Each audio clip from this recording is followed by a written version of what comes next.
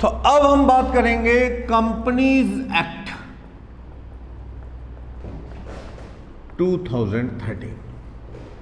Main topic यही है, समझो। एलएलपी एक्ट एक और है, वो उतना लेंथी नहीं, एक ही चैप्टर है उसका। कंपनीज एक्ट 2013 में अच्छा पेपर आ जाता है, कॉन्ट्रैक्ट के बराबर इसके मार्क्स वेटेज है। तो कॉन्ट्रैक्ट तो खैर बहुत बड़ा था, कंपनी एक्ट ठीक है। कंपनीज एक्ट 2013 ये इसके बाद आपको सीए इंटर में भी मिलेगा, कुछ बेसिक चैप्टर यहाँ, फिर सीए इंटर, फिर सीए फाइनल में मिलता है। बहुत बड़ा एक्ट है, पार्ट्स में होता है, कुछ यहाँ पे, कुछ इंटर, कुछ फाइनल में कवर होगा। तो कंपनी क्या है? कंपनी का मतलब कम टूगेदर। कंपनी वर्ड बना था कम टूगेदर का ही बेस है कि इसका मीनिंग है आओ इकट्ठे चले। तो कंपनी वर्ड जो है कम टूगेदर से बना है। कंपनी एक बॉडी कॉर्पोरेट है, बॉडी कॉर्पोरेट है, सेपरेट एंटिटी है, अपने नाम से केस कर सकती है, आप कंपनी पे केस कर सकते हो। ये सारे फीचर कंपनी के अंदर रहते हैं। तो कंपनी कैसे बनती है उसकी डिस्कशन करनी है, कंपनी के फीचर की बात करनी है। अगर कंपनी एक्ट की सेक्शन की बात करूं, सेक्शन 2 सबसेक्शन 20, तो वो कंपनी की डेफिनेशन देगा। वो कहता है कि भाई कंपनी क्या है? Company means company formed under this act.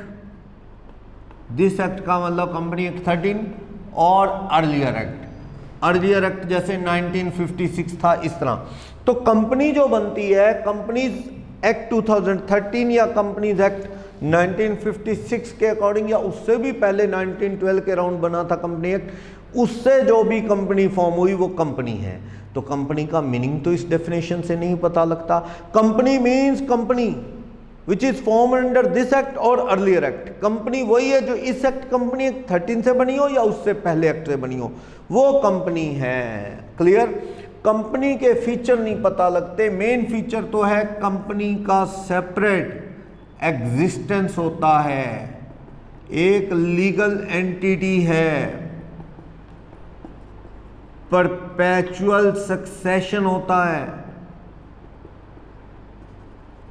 Capital can be transferred easily. Capital easily transfer की जा सकती है। कंपनी की कैपिटल बहुत इजली आप किसी और को ट्रांसफर कर सकते हो कंपनी में।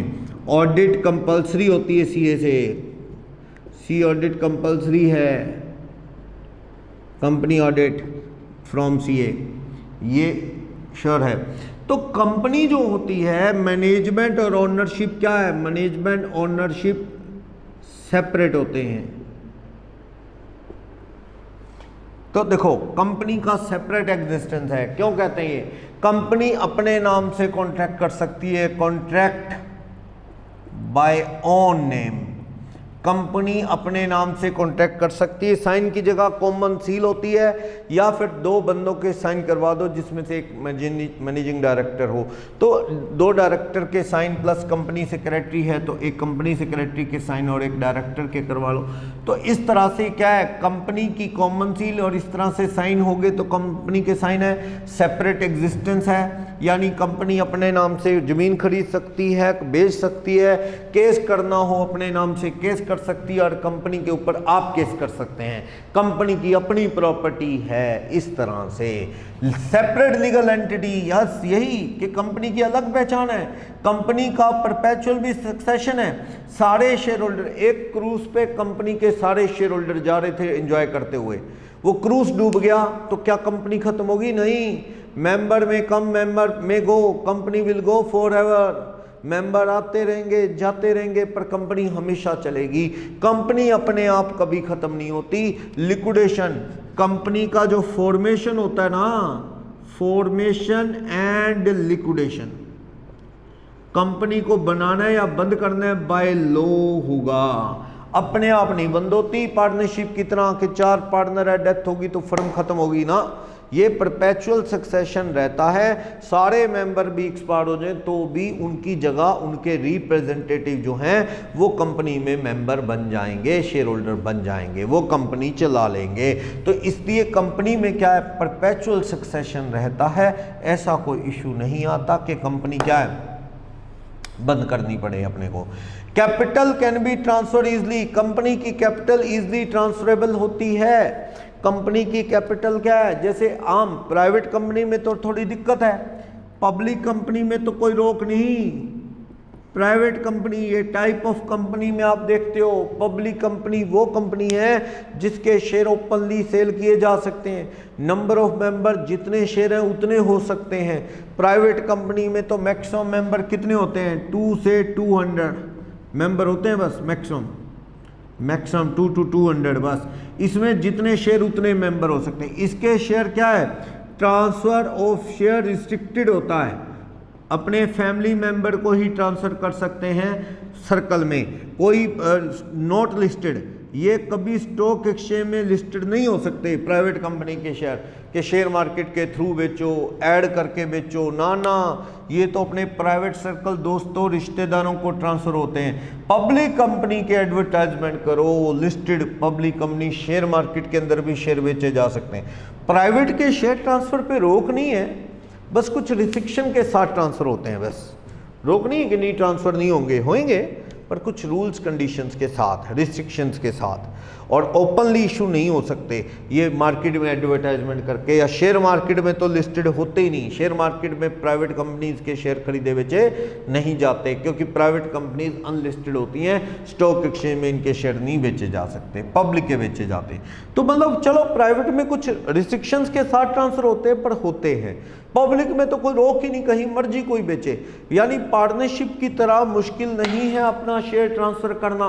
पार्टनरशिप में ABCD पार्टनर है, डी कहे कि मैं अपना शेयर किसी और को दे रहा हूं, तो ट्रांसफर ऑफ इंटरेस्ट बड़ा मुश्किल है। ये आप पढ़ते भी थे, transfer of interest to transferee, धक्के से जो पार्टनर आएगा तो बाकी उसे पसंद नहीं करते, लड़ाई झगड़ा होता है, आसान नहीं होता यूं शेयर ट्रांसफर करना, जबकि कंपनी में बहुत ईजी है। जितनी भी इंडिया में कंपनी अराउंड 10 लाख, सारी की सारी कंपनी की चार्टर्ड अकाउंटेंट से ऑडिट होना जरूरी है। तो यानी CAs की तो रोजी रोटी कंपनी से चलती है। अब इंडिया में मान लो 2.5 लाख CA के करीब हैं, 2.5 लाख के करीब हैं, तो आधे तो नौकरियां ही करते हैं फॉरेन में, प्रैक्टिस में जो ऑफिस चलाते हैं वो आधे ही होंगे। तो 10 लाख कंपनीज है तो हर एक की ऑडिट होती है, तो CA को तो बढ़िया काम कंपनी से ही मिल जाता है। चलो, मैनेजमेंट और ओनरशिप सेपरेट। पार्टनरशिप प्रोप्राइटरशिप में तो क्या होता है, पार्टनरशिप प्रोप्राइटरशिप में तो क्या होता है कि मालिक कौन होता है, पार्टनर ही, प्रोप्राइटर ही, वही मैनेजर होता है, करता धरता वही, कंपनी में नहीं। ओनर तो कौन है, ओनर तो है शेयर होल्डर जो दूर दूर बैठे हैं, लेकिन वो शेयर होल्डर अपॉइंट करते हैं मैनेजमेंट को, डायरेक्टर को, जो कंपनी चलाते हैं। तो मैनेजमेंट और ओनरशिप अलग है, मैनेजमेंट बाय डायरेक्टर होती है और ओनरशिप शेयर होल्डर के पास होती है दूर दूर। तो ये कह रहा है कि कंपनी का जो मैनेजमेंट है वो डायरेक्टर मैनेज करते हैं, जबकि ओनरशिप जो होती है वो शेयर होल्डर के पास होती है। तो दो अलग अलग एस्पेक्ट हैं।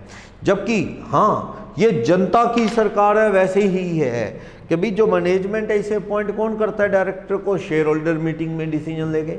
अब शेयर होल्डर ने अपॉइंट किया डायरेक्टर को, लेकिन अपॉइंट होने के बाद चलती डायरेक्टर की है। कंपनी में रोज एक बंदा आ नहीं सकता शेयर होल्डर, कि मान लो सपोज केवल है, केवल जाता है कंपनी रिलायंस में और कहता जी, वो पूछते हैं जी आप कौन हो, वॉचमैन कहता मालिक हूँ आपका, नमस्ते कर, उनको कह रहे सलाम माल, वो कहता मालिक है, हंस रहा है वो आगे से, कहता अभी पता लगेगा, पता कर अंदर से मालिक हूँ। जबकि केवल को नहीं पता इसमें मालिक की ऐसे नहीं चलती होती कंपनी में कि 4 शेयर लेके आपको जी मालिक बन गया। मालिक तो हो पर वैसे मालिक नहीं, वैसे ओनर नहीं जैसे प्रोप्राइटरशिप पार्टनरशिप में होते हो। यहाँ तो जिसके पास ज़्यादा शेयर हैं, जैसे अंबानीज हैं, उनके पास क्या है, बहुत ज़्यादा शेयर है, उनकी चलती है, तो वरना नहीं। और जिस डायरेक्टर को आप लोगों ने वोट डाल के रखा वो आपकी ही नहीं सुनता, वो सारी मैनेजमेंट उनके हाथों में रहती है। बिल्कुल वैसी वोट डाल के आपने नेता को चुना, आपके वोटों से बना वो, लेकिन इलेक्ट होने के बाद आप उससे मुलाकात भी नहीं कर सकते, वो बड़ा आदमी बन जाता है। और जब वोट लेने थे तो गली गली नंगे पैर धक्के खाता था, आज बनने के बाद वो पूछता ही नहीं है किसी को। ये बड़ा बेकार सिस्टम है हिंदुस्तान का। भाई अपा ने अपॉइंट किया उनको और वो हमसे ही दूर दूर तक लिंक नहीं रखते, बाद में फायदा क्या है ऐसी सरकारों का? जनता की किस चीज़ की सरकार है? वैसे ही मैनेजमेंट डायरेक्टर की होती है और ओनरशिप शेयर होल्डर की। फॉर्मेशन, कंपनी अपने आप नहीं बनती, बायलॉ बनानी पड़ती है। कई बार +2 लेवल की बुक्स में लिखा जाता था कि पार्टनरशिप में 50 से ज़्यादा पार्टनर हो गए तो वो क्या है, कंपनी बनानी पड़ेगी। बन जाएगी? बन नहीं जाएगी, बनानी पड़ेगी। वो आपकी पार्टनरशिप इलीगल एसोसिएशन हो जाएगी अगर 50 से ज़्यादा पार्टनर हो गए तो। सेक्शन 464 कंपनी एक्ट का रोक लगाता है। कंपनी एक्ट का सेक्शन 464 कहता है कि इलीगल एसोसिएशन है अगर आपके 50 से ज़्यादा पार्टनर हुए तो, उससे ज़्यादा नहीं होने चाहिए। तो अगर हो गए तो you have to form company, बनानी पड़ेगी, अपने आप नहीं बनती। और जबकि कंपनी बंद करनी हो तो कंपनी बंद भी बाय लॉ होगी, अपने आप नहीं होती। तो फॉर्मेशन या हो या लिक्विडेशन। आरओसी होता है registrar of company, registrar of companies, ROC बोलते हैं। जो रजिस्ट्रार ऑफ कंपनी होता है हर स्टेट की कैपिटल में होता है, नॉर्मली स्टेट कैपिटल में, जैसे यूपी का लखनऊ में, दिल्ली का दिल्ली में, राजस्थान का जयपुर में, इस तरह। ठीक है। हिमाचल वालों ने अपना आरओसी जालंधर में बना रखा था, वहाँ बर्फ पड़ती थी, रास्ते बंद हो जाते थे तो जालंधर पंजाब में बना रखा था। कई बड़ी स्टेट में 2-2 हैं, तमिलनाडु में 2 आरओसी हैं क्योंकि कंपनियां बहुत हैं वहाँ, महाराष्ट्र में भी 2 आरओसी हैं। तो कभी कभी क्या है, 2 भी बनाए जा सकते हैं बड़ी स्टेट में। इसके थ्रू कंपनियां चलती हैं, सारे फाइनल अकाउंट की कॉपी, सारी डिटेल, तरह तरह की परमिशन, मेमोरेंडम बदलना है, आर्टिकल चेंज करना है, कंपनी बनाने की एप्लीकेशन ऑनलाइन सबमिट करनी है तो रजिस्ट्रार ऑफ कंपनी को सबमिट होगी। जिस स्टेट में आप हो कंपनी है उस स्टेट के आरओसी को सबमिट होगी रजिस्ट्रार ऑफ कंपनी को। इसकी परमिशन से कंपनी बनती है, एक्शन भी लेता है, डिटेल लेता है। तो ये सारी फॉर्मेलिटी करके कंपनी बंद होगी, आसान नहीं है। तो बाय लॉ कंपनी बनेगी, बाय लॉ खत्म होगी, परपेचुअल सक्सेशन होगा। कंपनी और शेयर होल्डर सेपरेट एग्जिस्टेंस रखते हैं, सेपरेट एंटिटी है कंपनी। ये नहीं कोई कह सकता कंपनी की बिल्डिंग मेरी बिल्डिंग है, ना ना। शेयर होना एक अलग सिस्टम है। आप ये नहीं कह सकते मेरे पास इतने लाख के शेयर हैं तो ये बिल्डिंग मैं ले लेता हूँ कंपनी की, ना ना, ऐसा नहीं होता है। आप शेयर है आपने बेच दो किसी और को और मालिक बन जाएगा, ये सिस्टम होता है कंपनी में। एक केस हुआ सोलोमन वर्सेस सोलोमन नाम से केस हुआ। मिस्टर सोलोमन नाम के आदमी ने कंपनी बना ली और खुद भी काफ़ी उसकी फैमिली ने शेयर खरीद लिए। मामूली शेयर किसी बार वालों के पास है, मेजर शेयर किसके पास है, मिस्टर सोलोमन और उसकी फैमिली के पास। और थोड़े दिन बाद मिस्टर सोलोमन ने कंपनी को लोन भी दिया। थोड़े दिन बाद कंपनी बंद हो गई तो सोलोमन कह रहा है मैंने लोन लेना है कंपनी से, सोलोमन कंपनी से। और बाहर वाले कहते हैं तू तो कंपनी का अपना आदमी है। ये सोलोमन को कह रहे हैं तूने तो कंपनी बनाई है, हम आउटसाइडर क्रेडिटर, हमें पहले मिले। सोलोमन कहता है बाहर वाला मतलब क्या है, कंपनी के लिए तो मैं लोन क्रेडिटर हूँ, मैंने कंपनी में पैसा लगाया, इससे क्या, कंपनी को लोन तो दे ही सकता है कोई भी। मैंने लोन दिया तो मैं आपकी तरह से एंटाइटल्ड हूँ कि लोन का पैसा मिले। क्रेडिटर कह रहे ना हमें पहले मिले, रियल आउटसाइडर हम हैं, तुम तो कंपनी के मेजर शेयर होल्डर भी हो और कंपनी के लेंडर भी हो, तो तुम्हें बाद में। कोर्ट में गया केस तो कोर्ट कहता है भी अपना बाहर का क्या है, सोलोमन ने कंपनी को लोन दिया तो क्या हुआ, अगर वो मेजर शेयर होल्डर है तो उसने कंपनी बनाई थी तो शेयर खरीद के पैसा लगाया ना कंपनी में। तो अगर इसने कंपनी को लोन दिया तो ये भी वैसी है जैसे आप लोग क्रेडिटर हो, तुम्हारा और सोलोमन का राइट लोन पे बराबर है, रेशो में बांटो, क्रेडिटर में और सोलोमन के लोन में।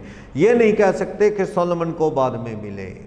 कैपिटल का पैसा बाद में मिलता है पर लोन का पहले मिलता है। पार्टनर का लोन भी तो लग गया कैपिटल से, पार्टनर का लोन भी तो पहले मिलता है डिसोल्यूशन में, कैपिटल बाद में। वैसे ही कंपनी बंद हो जाए तो बाहर वालों के साथ मिस्टर सोलोमन का पैसा भी बराबर माना जाए, रेशो में बांटा जाए। ये नहीं कि सोलोमन को बाद में दें, ये सही नहीं है। हाँ, पार्टनरशिप में क्रेडिटर के बाद पार्टनर का राइट होता है, क्योंकि उसका एग्जिस्टेंस सेपरेट एंटिटी वैसा नहीं है ना कंपनी जैसा। कंपनी सेपरेट लीगल एंटिटी होती है। तो ये चीज़ें आपको माइंड में रखनी है। क्लियर? तो ये अपना एक तरह से माइंड में रखो, ये सारी चीज़ आप सेपरेट लीगल एंटिटी है। मैनेजमेंट ऑनरशिप अलग है, फॉर्मेशन लिक्विडेशन बाय लॉ होती है, कैपिटल इजली ट्रांसफरेबल है, ये सारा इसका फीचर है। कंपनी में बंदे कितने हो सकते हैं? पब्लिक कंपनी में जितने शेयर उतने लोग हो सकते हैं, जबकि प्राइवेट कंपनी में मिनिमम 2 से मैक्सिमम 200 हो सकते हैं। सेम सॉल्वन वाला केस ली एयर फार्मिंग कंपनी का है, ली एयर फार्मिंग लिमिटेड। मिस्टर ली नाम के एक आदमी ने क्या किया? ली एयर फार्मिंग नाम से कंपनी बना ली। उस कंपनी में मिस्टर ली ने अच्छे शेयर खरीद लिए, फैमिली ने खरीद लिए। और वैसे by profession mister Lee pilot थे, उन्होंने ली एयर फार्मिंग में ही जॉब ज्वाइन कर ली। मेजर शेयर, जैसे मुकेश अनिल अंबानी रिलायंस में डायरेक्टर की जॉब ज्वाइन कर लें तो कर सकते हैं भी वो डायरेक्टर। सैलरी ले सकते हैं, बिल्कुल ले सकते हैं, कोई दिक्कत नहीं। करोड़ों में सैलरी लेते हैं, 5 करोड़ रुपए ऐसे करके कुछ। तो चलो, कोई गलत क्या है? मिस्टर ली ने कंपनी बनाई, मेजर शेयर मिस्टर ली और उसकी फैमिली ने खरीदे, और मिस्टर ली ने एज अ पायलट ज्वाइन कर दिया ली एयर फार्मिंग में जॉब। थोड़े दिन बाद प्लेन क्रैश हो गया, मिस्टर ली मर गए। उनकी वाइफ ने ली एयर फार्मिंग पे केस कर दिया कि मेरा हस्बैंड ऑन ड्यूटी मरा है, एम्प्लॉय ऑफ द कंपनी, इसलिए जो एम्प्लॉय की डेथ होने पे ऑन ड्यूटी पैसा मिलता है मेरे को दो, मेरे हस्बैंड के बदले। पर कुछ लोगों ने ऑब्जेक्शन किया कि mister Lee can't be treated as employ. कुछ लोगों ने चैलेंज किया कि मिस्टर ली जो पायलट थे वो तो मेजर शेयर होल्डर थे, उन्होंने तो कंपनी बनाई, उनको एक आम एम्प्लॉय ऑफ कंपनी नहीं माना जा सकता, वो तो बड़े मालिक हैं कंपनी के, इसलिए उनको वो बेनिफिट नहीं दे सकते डेथ पे परिवार को जो किसी एम्प्लॉय की डेथ पे देते हैं। कोर्ट में क्या केस, कोर्ट कहती क्यों नहीं दे सकते? कंपनी में कोई भी शेयर होल्डर जॉब ज्वाइन कर सकता है, लोन दे सकता है, क्या गलत है? मिस्टर ली ने कंपनी में जॉब ज्वाइन की तो क्या दिक्कत है? डेथ होगी ऑन ड्यूटी, प्लेन उड़ा रहे थे, डेथ होगी, क्रैश हो गया, तो भाई वो बिल्कुल एंटाइटल्ड है वो सारे बेनिफिट लेने के लिए जो किसी और एम्प्लॉय को मिलते हैं डेथ के केस में। तो ये कहा गया कि ऐसा हो सकता है। क्लियर? तो इस तरह से कंपनी जो है अपना एक सेपरेट एंटिटी की तरह परपेचुअल सक्सेशन रखती है। अब कंपनी के पीछे जो थिंक टैंक होता है वो कंपनी के मैनेजमेंट के लोग हैं और कुछ डिसीजन शेयर होल्डर की मीटिंग में होते हैं। एक डेमोक्रेटिक सिस्टम होता है, क्योंकि कोई अकेला अनिल अंबानी, मुकेश अंबानी रिलायंस में अकेले वहाँ बैठे डिसीजन थोड़ी ले लेंगे। डिसीजन होते हैं अक्सर शेयर होल्डर की मीटिंग में भी, कुछ पावर बोर्ड को है, बोर्ड मीटिंग में डिसाइड करता है। शेयर होल्डर की मीटिंग में डिसीजन होते हैं, वोटिंग भी होती है अक्सर, जो जिसके पास ज़्यादा शेयर उसको ज़्यादा वोट, तो जितने वोट जिस बात पर डाल दिए जाए वो बात मान ली जाएगी। जैसे मान लो कंपनी का डिसीजन है क्या हम फॉरेन में माल एक्सपोर्ट करें, मीटिंग बुलाएगी इस टॉपिक पे, वोटिंग होगी, तो ज़्यादा लोग जिसके पास शेयर हैं देख लेंगे, वो कहेंगे कि हाँ एक्सपोर्ट हो तो डिसीजन रेजोल्यूशन पास हो जाएगा, नहीं कहेंगे तो वो पास नहीं होगा। कंपनी की मीटिंग में 2 रेजोल्यूशन होते हैं पास, एक ऑर्डिनरी रेजोल्यूशन, एक होता है स्पेशल रेजोल्यूशन, SROR। 2 तरह के कंपनी की मीटिंग में रेजोल्यूशन पास होते हैं। ये सिंपल मेजॉरिटी है, सिंपल मेजॉरिटी मतलब ये कहना चाहता है 50% वाला रूल, और ये है 3/4 मेजॉरिटी, यानी जितने लोग अगेंस्ट हैं उसके फेवर में 3 गुना हो। मान लो अगेंस्ट 10,000 शेयर्स वालों ने वोट डाला तो फेवर में कितने वोट डले? 30,000 से ज़्यादा शेयर वाले फेवर में बोले तो रेजोल्यूशन पास होगा, नहीं तो नहीं। मान लो अगेंस्ट वाले 10 हैं, फेवर वाले 25,000 हैं, तो ये 2.5 टाइम है ना 3 टाइम चाहिए। कंपनी में जो बड़े बड़े डिसीजन है ना तो वो माना जाता है कि ज़्यादातर लोग जो कहें वो बात मानी जाए, 50% वाला रूल नहीं बल्कि SR पास किया जाए। जैसे कंपनी का ऑफिस राजस्थान से उठा के आप बेंगलोर ले जाना चाहते हो, कंपनी का बिजनेस नेचर ही बदलना चाहते हो, ठीक है, ऐसा कंपनी बंद करने का डिसीजन लेना चाहते हो, तो बड़े बड़े जो मेजर डिसीजन है ना कंपनी में क्या पास किया जाता है, मीटिंग बुला के शेयर होल्डर की एसआर। आजकल तो मीटिंग फिजिकली प्रेजेंट होना भी जरूरी नहीं है, ई वोटिंग का जमाना है। क्या कर लेते हैं वो, आपको एक लॉगिन पासवर्ड भेज देते हैं आपके एड्रेस पे, मेल पे, उसको लिंक करके एक वेबसाइट पे लिंक ले जाएगा कंपनी की वेबसाइट पे, वहाँ पे आप वोटिंग कर दो। ऐसा होता है ना, आजकल फ़ोन कॉल आती है कि आप इस नंबर पे फ़ोन करो, वोटिंग के तरीके हैं ऐसे। या वो बच्चों का वो जो आते हैं ये डांस कंपटीशन ये वो, उसमें भी एक लिंक आता है कि प्लीज़ इसे क्लिक करके वोटिंग करो, तो वो लिंक आपको एक वेबसाइट पे ले जाता है, वहाँ पे वोट डालते हैं। वैसे ही आपको एक लॉगिन पासवर्ड आ जाता है, उसकी हेल्प से आप लिंक एक्टिव कर सकते हैं, उसके बेस पे वोटिंग कर सकते हैं। इलेक्ट्रॉनिक वोटिंग का सिस्टम आजकल काफ़ी चल रहा है, कोरोना के टाइम में तो वैसे ही अच्छा है। तो वो वोटिंग होती है, इसमें होता है सिंपल मेजॉरिटी। अगर 10,000 वाले कह रहे हैं कि ना मानी जाए बात, तो 10,000 से एक भी ज़्यादा कह देगा मानी जाए, तो सिंपल मेजॉरिटी है, तो वोटिंग का डिसीजन मतलब हो गया है अप्रूव। 50% से ज़्यादा majority, that is ordinary resolution. ये क्या है, स्पेशल रेजोल्यूशन। तो ऑर्डिनरी है कि स्पेशल रेजोल्यूशन है, उसकी बात की जाती है। तो मीटिंग में डिसीजन, जो day to day affairs of the company है वो बोर्ड, उसमें शेयर होल्डर की मीटिंग नहीं होती, वो डिसीजन कौन लेता है, बोर्ड ऑफ डायरेक्टर की मीटिंग होती है। बीएम मतलब बोर्ड ऑफ डायरेक्टर की मीटिंग को बोलते हैं, ये अपनी मीटिंग में डिसीजन लेते हैं। जैसे शेयर अपने और इशू करने हैं शेयर होल्डर से भी, और पहले बोर्ड अप्रूव करता है। डिविडेंड कितना देना है पहले बोर्ड डिसाइड करता है, फिर शेयर होल्डर्स की मीटिंग में पास करवाता है। या किसी के शेयर ट्रांसफ़र की एप्लीकेशन आई तो बोर्ड डिसाइड करता है कि शेयर ट्रांसफ़र कर दें, फॉरफिट करने हैं तो बोर्ड डिसाइड करता है फॉरफिट कर लें। तो बोर्ड की मीटिंग में काफ़ी डिसीजन होते हैं कंपनी में।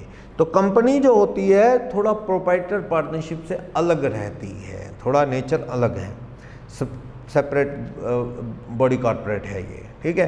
तो ये इसके फीचर हैं। बाकी इसमें कुछ लोग गलत काम करते हैं बोर्ड या शेयर होल्डर, तो इसके लिए लिफ्टिंग ऑफ कॉर्पोरेट वेल का टॉपिक भी है, वो हम पढ़ेंगे। मैं इसके नोट्स आपको पास ऑन कर दूंगा। बुकलेट अभी एक आधे दिन में तैयार होगी, ठीक है, देखते हैं आप।